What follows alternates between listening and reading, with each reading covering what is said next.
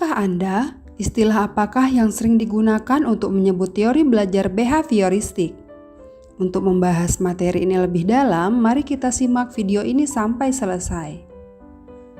Teori belajar behavioristik juga dikenal dengan teori belajar perilaku, karena analisis yang dilakukan pada perilaku yang tampak dapat diukur, dilukiskan, dan diramalkan. Belajar merupakan perubahan perilaku manusia yang disebabkan karena pengaruh lingkungannya. Behaviorisme hanya ingin mengetahui bagaimana perilaku individu yang belajar dikendalikan oleh faktor-faktor lingkungan. Artinya, lebih menekankan pada tingkah laku manusia. Teori ini memandang individu sebagai makhluk reaktif yang memberi respon terhadap lingkungannya. Pengalaman dan pemeliharaan akan pengalaman tersebut akan membentuk perilaku individu yang belajar. Dari hal inilah muncullah konsep manusia mesin atau Homo mechanicus. Behavioristik memandang bahwa belajar merupakan perubahan tingkah laku sebagai akibat dari adanya interaksi antar stimulus dan respon. Sehingga dapat kita pahami bahwa belajar merupakan bentuk dari suatu perubahan yang dialami peserta didik dalam hal kemampuannya untuk bertingkah laku dengan cara yang baru sebagai hasil interaksi antara stimulus dan respon. Peserta didik dianggap telah melakukan belajar jika dapat menunjukkan perubahan tingkah lakunya. Contohnya, peserta didik dapat dikatakan bisa membaca jika ia mampu menunjukkan kemampuan membacanya dengan baik. Menurut teori behavioristik, apa yang terjadi di antara stimulus dan respon dianggap tidak penting untuk diperhatikan karena tidak dapat diamati dan tidak dapat diukur. Yang dapat diamati hanyalah stimulus dan respon. Oleh sebab itu, apa saja yang diberikan guru merupakan stimulus dan apa saja yang dihasilkan peserta didik merupakan respon. Semuanya harus dapat diamati dan dapat diukur. Behavioristik mengutamakan pengukuran, sebab pengukuran merupakan suatu hal yang penting untuk melihat terjadi tidaknya perubahan tingkah laku tersebut. Ciri dari teori ini adalah mengutamakan unsur-unsur dan bagian kecil, bersifat mekanistis, menekankan peranan lingkungan, mementingkan pembentukan reaksi atau respon, menekankan pentingnya latihan, mementingkan mekanisme hasil belajar, mementingkan peranan kemampuan dan hasil belajar yang diperoleh adalah munculnya perilaku yang diinginkan. Pada teori belajar ini sering disebut SR, stimulus respon psikologis, artinya bahwa tingkah laku manusia dikendalikan oleh ganjaran atau reward atau penguatan atau reinforcement dari lingkungan. Dengan demikian, dalam tingkah laku belajar terdapat jalinan yang erat antara reaksi-reaksi behavioral dengan stimulusnya.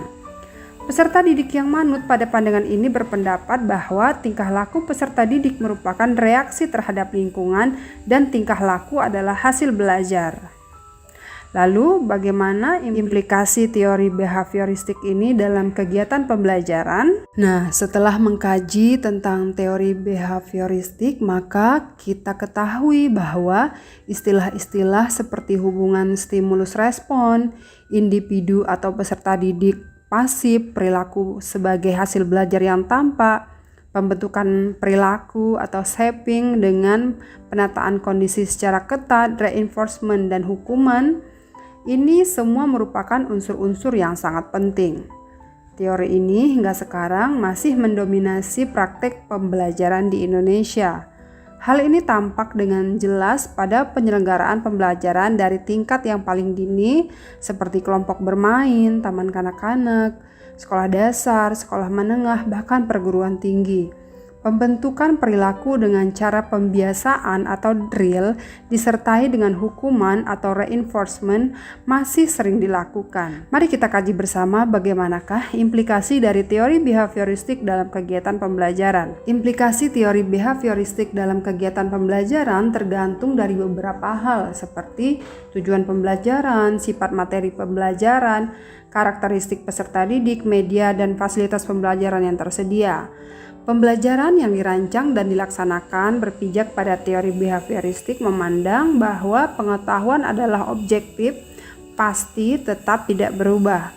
Pengetahuan telah terstruktur dengan rapi, sehingga belajar adalah perolehan pengetahuan, sedangkan mengajar adalah memindahkan pengetahuan ke orang yang belajar atau peserta didik. Peserta didik diharapkan akan memiliki pemahaman yang sama terhadap pengetahuan yang diajarkan.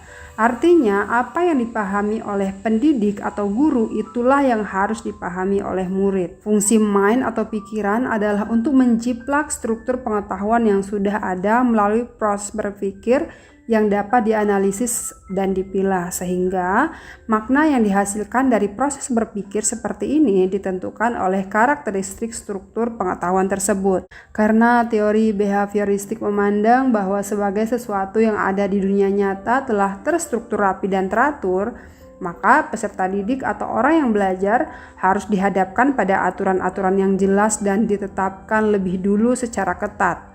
Pembiasaan dan disiplin menjadi sangat esensial dalam belajar, sehingga pembelajaran lebih banyak dikaitkan dengan penegakan disiplin. Kegagalan atau ketidakmampuan dalam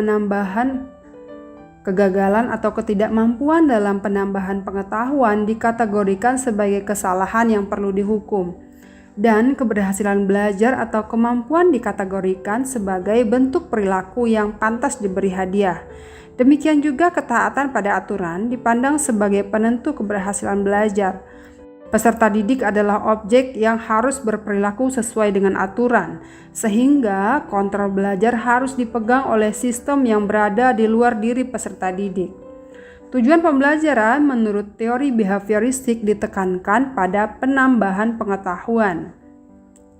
Sedangkan belajar sebagai aktivitas mimetik yang menuntut peserta didik untuk mengungkapkan kembali pengetahuan yang sudah dipelajari dalam bentuk laporan, kuis, atau tes.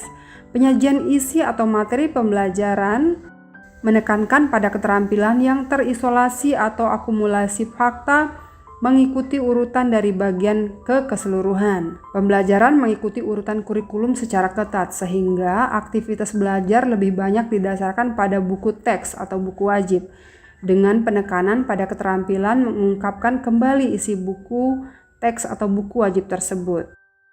Thorndike kemudian merumuskan peran yang harus dilakukan guru dalam proses pembelajaran, yaitu membentuk pembiasaan peserta didik. Jangan berharap kebiasaan itu akan terbentuk dengan sendirinya. Berhati-hati jangan sampai membentuk kebiasaan yang nantinya harus diubah, karena mengubah kebiasaan yang telah terbentuk adalah hal yang sangat sulit.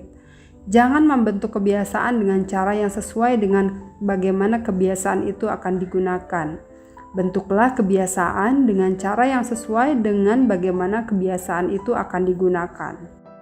Evaluasi menekankan pada respon pasif, keterampilan secara terpisah, dan biasanya menggunakan paper dan pensil test. Evaluasi hasil belajar menuntut satu jawaban benar. Maksudnya, bila peserta didik menjawab secara benar sesuai dengan keinginan guru, hal ini menunjukkan bahwa peserta didik telah menyelesaikan tugas belajarnya. Evaluasi belajar dipandang sebagai bagian yang terpisah dari kegiatan pembelajaran dan biasanya dilakukan setelah selesai kegiatan pembelajaran. Teori ini menekankan evaluasi pada kemampuan peserta didik secara individual. Pada zaman modern ini, aplikasi teori behavioristik berkembang pada pembelajaran dengan PowerPoint dan multimedia. Pembelajaran dengan PowerPoint cenderung terjadi satu arah. Materi yang disampaikan dalam bentuk PowerPoint disusun secara rinci dan bagian-bagian kecil. Sementara itu, pada pembelajaran dengan multimedia, peserta didik diharapkan memiliki pemahaman yang sama dengan pengembang.